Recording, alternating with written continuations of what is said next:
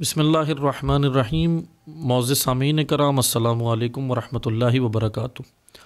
ہم آپ کی خدمت میں حالات حاضرہ کے عنوان سے حاضر ہوئے ہیں، اور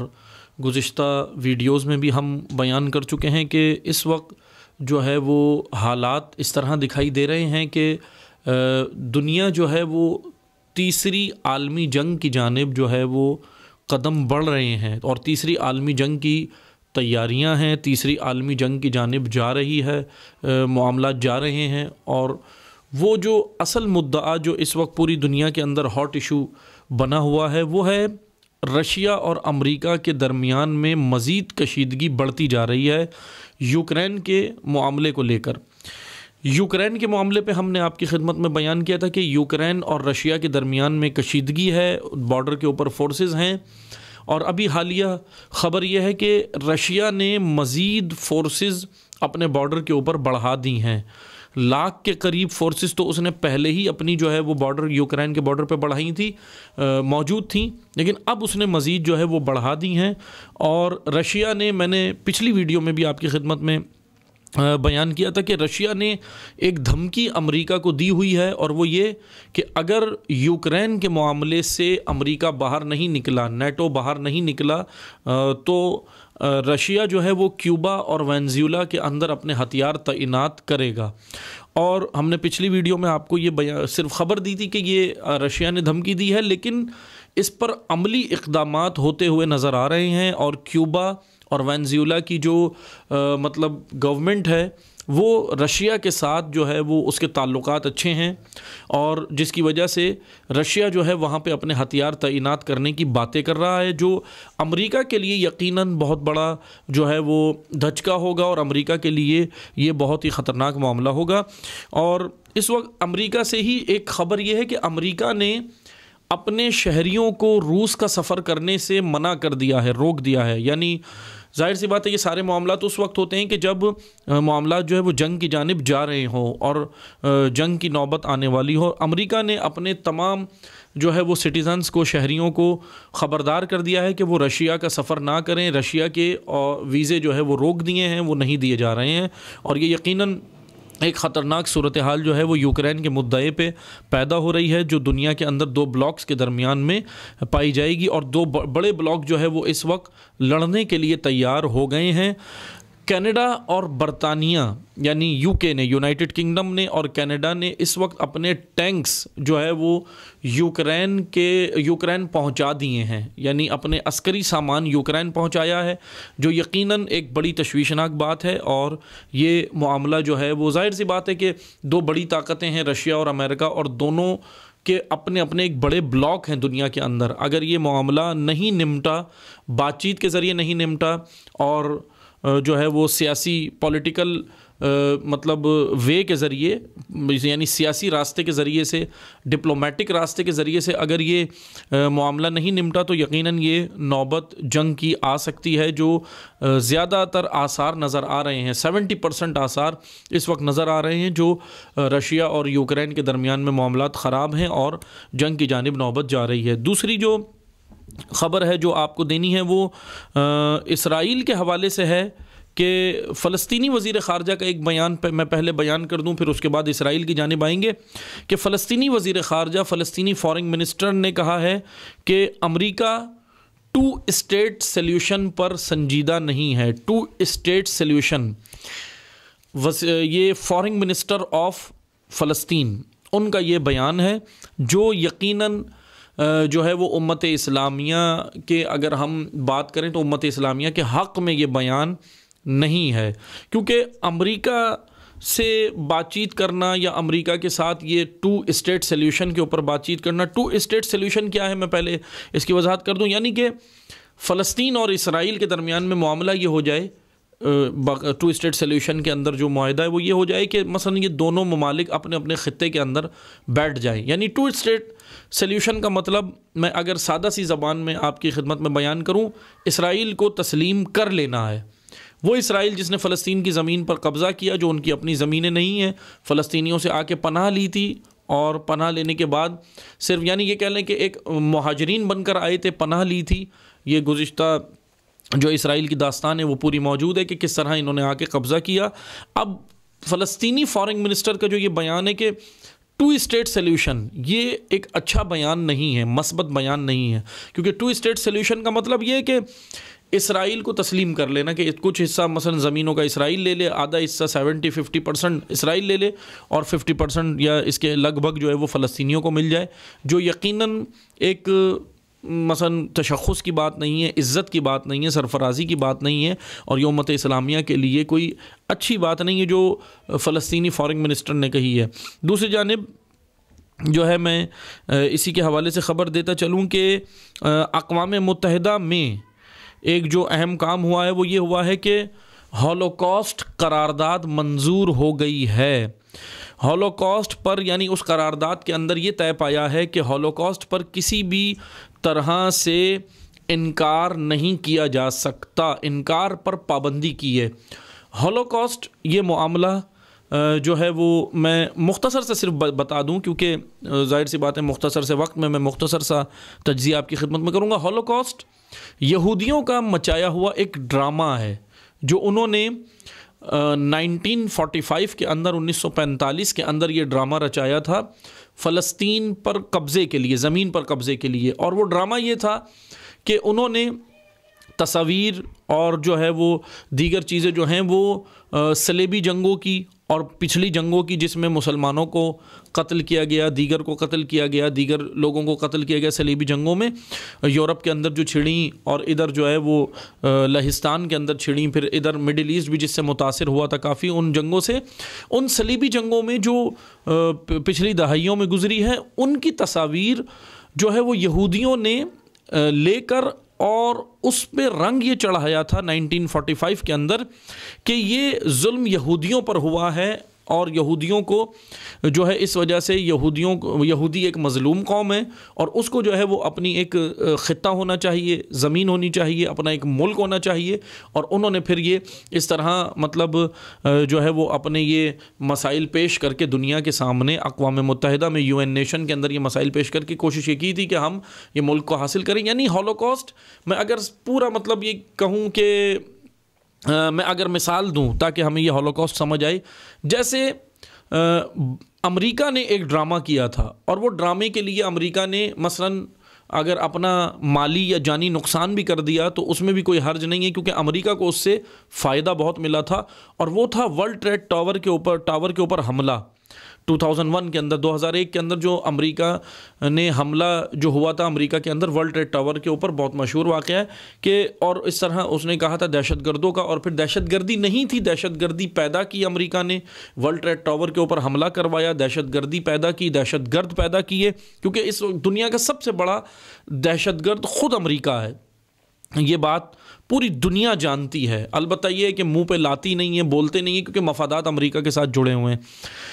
دنیا کا سب سے بڑا اس وقت جو دہشت گرد ہے وہ خود امریکہ ہے۔ امریکہ نے یہ ڈرامہ رچایا تھا کہ 2001 کے اندر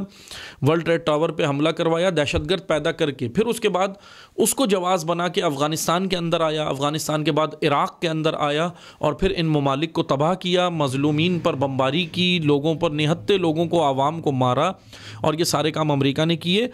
ہو بہو امریکہ نے جو یہ ڈرامہ رچایا تھا، ایسے ہی ایک ڈرامہ یہودیوں نے 1945 میں رچایا تھا جس کا نام ہولوکاسٹ ہے۔ ہولوکاسٹ ایک ڈرامہ تھا، اور ہولوکاسٹ کے اوپر بات کرنے پر بھی پابندی لگائی، اور دنیا کے اوپر جو ہے وہ پریشر ڈالا کہ جو ہولوکاسٹ کے اوپر آپ بات نہیں کر سکتے اور ہولوکاسٹ کا انکار نہیں کر سکتے۔ حالانکہ دنیا جانتی ہے کہ یہ ایک ڈرامہ تھا اور ہولوکاسٹ کا انکار ہوتا آیا ہے، لیکن ابھی UN کے اندر گزشتہ دنوں میں اقوام متحدہ میں ہولوکاسٹ کے اوپر قرارداد منظور ہو گئی ہے کہ ہولوکاسٹ کو مثلاً آپ ہولوکاسٹ کو ڈرامہ نہیں کہہ سکتے، ہولوکاسٹ پہ پابندی نہیں لگا سکتے۔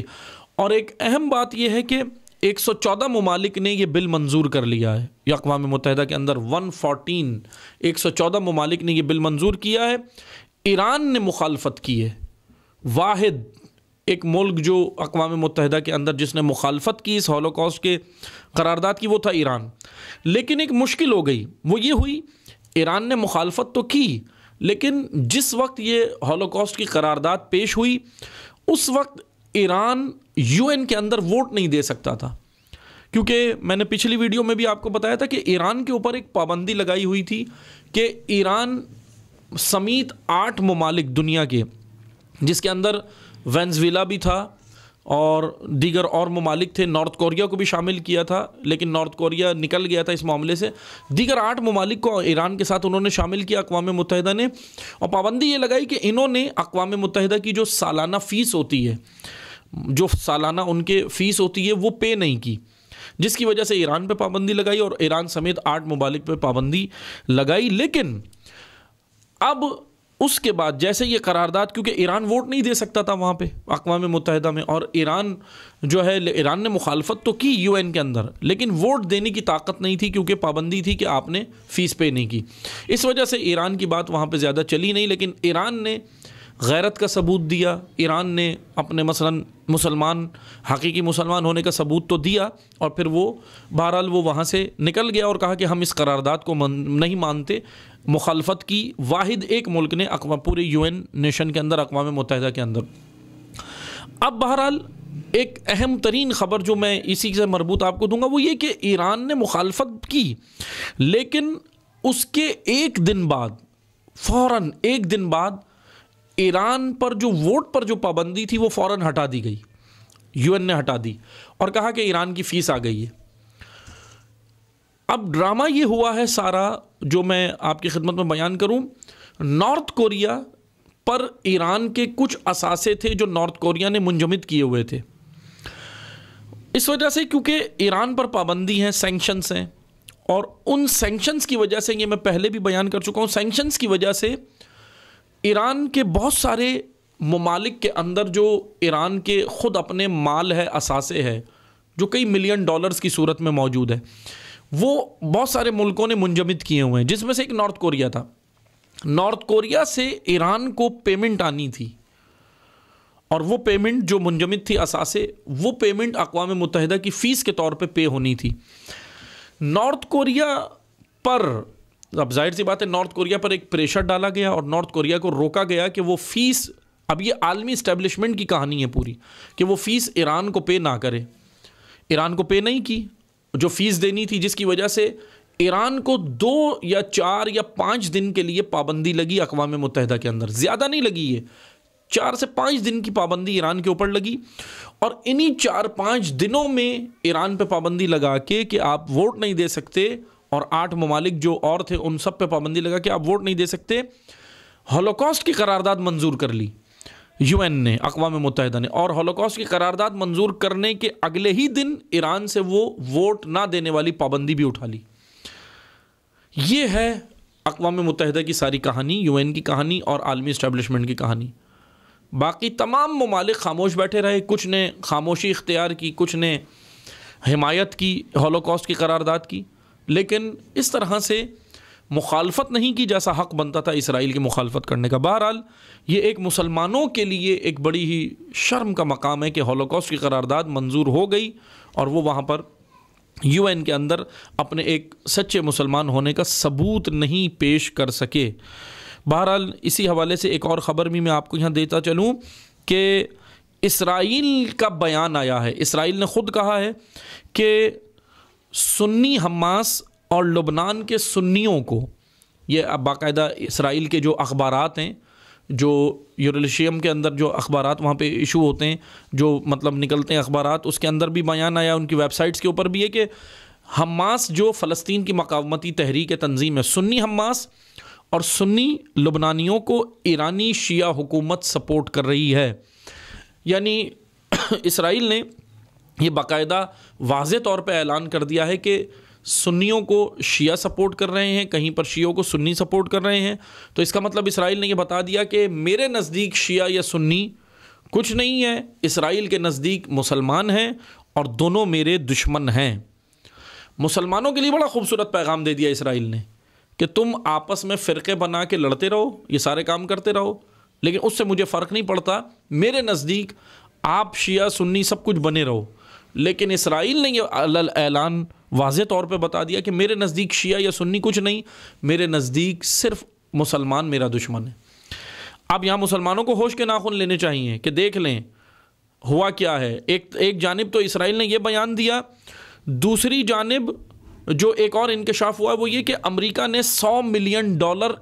اسلاموفوبیا پہ خرچ کیے ہیں. ایک طرف تو یہ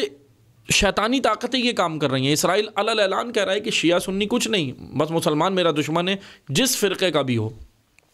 دوسری جانب امریکہ $100 ملین خرچ کرتا ہے. یہ باقاعدہ انکشافات کیے ہیں ماہرین نے کہ $100 ملین خرچ کیے امریکہ نے اسی کام پہ، اسلاموفوبیا پہ، اسلام کو نقصان پہنچانے پہ. اور اسی کے ساتھ ہی میں خبر دیتا چلوں کہ اسرائیل نے ایک جانب یہ کہا، دوسری جانب UAE یونائٹڈ عرب امارات UAE کے تعلیمی نصاب میں، سلیبس میں، UAE کے سلیبس میں بچوں کا جو سلیبس ہوتا ہے مثلا مونٹیسری کا، KG کا اور پرائمری سیکشن کا، اس کے اندر UAE کے تعلیمی نصاب میں، اس سلیبس میں اس کی ٹیکسٹ بک جو ہوتی ہیں، سلیبس کی جو ٹیکسٹ بک ہوتی ہیں جو بچوں کو پڑھائی جاتی ہیں، اس میں باقاعدہ یہ دکھایا گیا ہے، آپ اس کو دیکھ سکتے ہیں، اس میں باقاعدہ یہ بتایا گیا، دکھایا گیا، مسلمان اور یہودیوں کی تصویریں لگائی گئی ہیں بچوں کی، پرائمری سیکشن کے چھوٹے بچوں کی جو ٹیکسٹ بک ہوتی ہیں اس کے اندر مسلمان اور یہودیوں کی تصویریں لگائی گئی ہیں اور ان کو ہاتھ ملاتے ہوئے دکھایا گیا ہے. اور UAE میں یہ بچوں کو تعلیمی نصاب میں شامل کر دیا گیا ہے، پڑھایا جا رہا ہے کہ مسلمان اور یہودی دوست ہیں، دشمن نہیں ہیں. یہ ٹیکسٹ بک کے اندر انہوں نے شو کیا ہے. بالکل سراسر یہ قرآن کی نفی ہے. قرآن کہہ رہا ہے کہ یہود و نصارہ تمہارے دوست نہیں ہو سکتے اگر تم ان کی گود میں بھی بیٹھ جاؤ. قرآن کا کہنا ہے اے مسلمانوں تم اپنے مثلا ہوش کے ناخن لو، ان سے بس اتنا رابطہ رکھو، قرآن یا دین جو اجازت دیتا ہے ان سے بس اتنا رابطہ رکھو کہ اگر یہ تمہیں کوئی نقصان نہ پہنچائیں، دین کو نقصان نہ پہنچائیں، دین کے لیے سازشیں نہ کریں، اسلام کے لیے، آپ بھی ان کو رہنے دو. لیکن اگر یہ اسلام کے خلاف ایک قلعہ مضبوط کر لیں، پلاننگ کریں اور نقصان پہنچانے کی کوششیں کریں اور پوری ایک پلاننگ شروع کر دیں، تو مسلمانوں کی ذمہ داری یہ ہے کہ ان کو روکیں، اور یہ تمہارے دوست کبھی بھی نہیں ہو سکتے. سورہ ممتحنہ، سورہ احزاب، سورہ حشر اور سورہ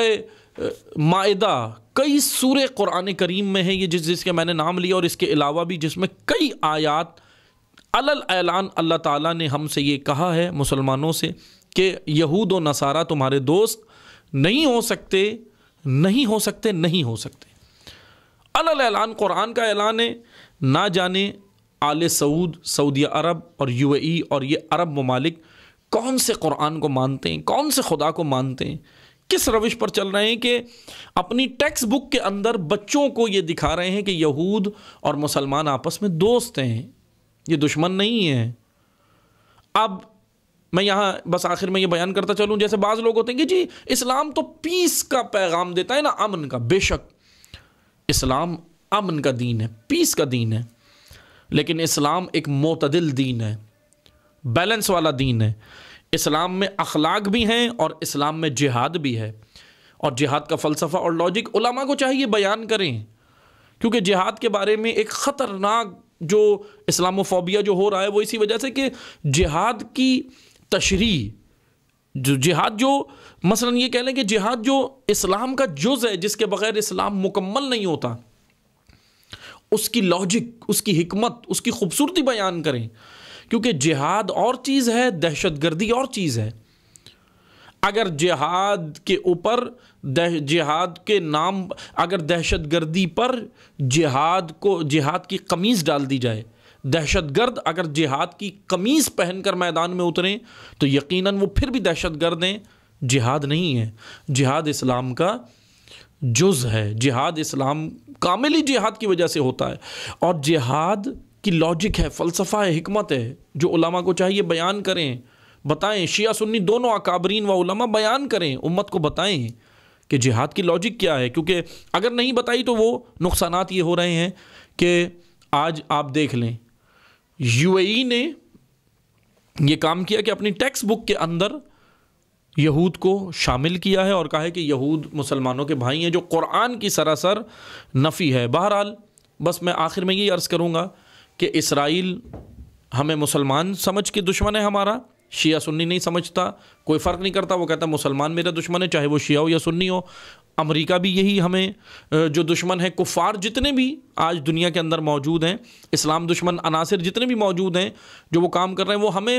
شیعہ سنی میں تفریق نہیں کرتے، وہ ہمیں مسلمان سمجھ کر ہمارے مخالف ہیں،